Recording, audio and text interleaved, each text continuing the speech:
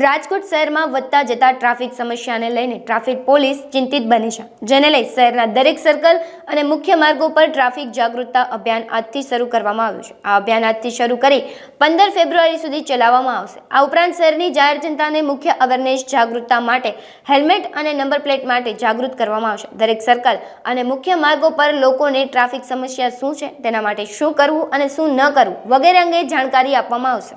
આજરોજ એક માસ જેટલું તારીખ 15/2/2024 સુધીના ટ્રાફિક સલામતી મંથ આજે શરૂ થયા છે, જેના અંતર્ગત બાઇક રેલીથી અમે આજ આ કાર્યક્રમનો શરૂઆત કરી છે.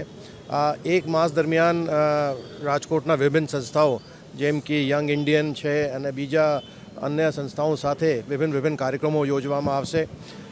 17થી 24 તારીખે જે રેસકોર્સ ખાતે રામકથાનું આયોજન છે, એના અંદર પણ ટ્રાફિકની સ્ટોલો મૂકવામાં આવશે. સ્કૂલોમાં, કોલેજોમાં વિભિન્ન કોમ્પિટિશન તથા રાજકોટ શહેરના અલગ જગ્યાઓ ઉપર વિભિન્ન કાર્યક્રમો યોજવાનો આ ટ્રાફિક પોલીસની એના કાર્યક્રમ યોજવામાં આવશે.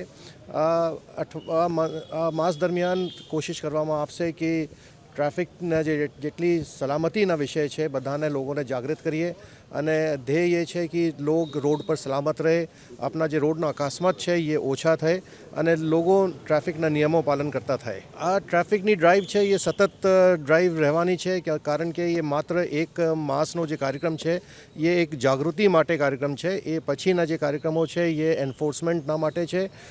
રાજકોટ મ્યુનિસિપલ કોર્પોરેશન સાથે વિભિન્ન જગ્યાઓ ઉપર જે રોડ એન્જિનિયરિંગની બાબતો છે એ પણ હાથ ઉપર લેવાના છે અને અમે ઉમ્મીદ કરીએ છીએ કે આવતા માસોમાં જે રાજકોટ ટ્રાફિકની સમસ્યાઓ છે એના અંદર કંઈ આપણે ઉકેલ લઈ શકાય.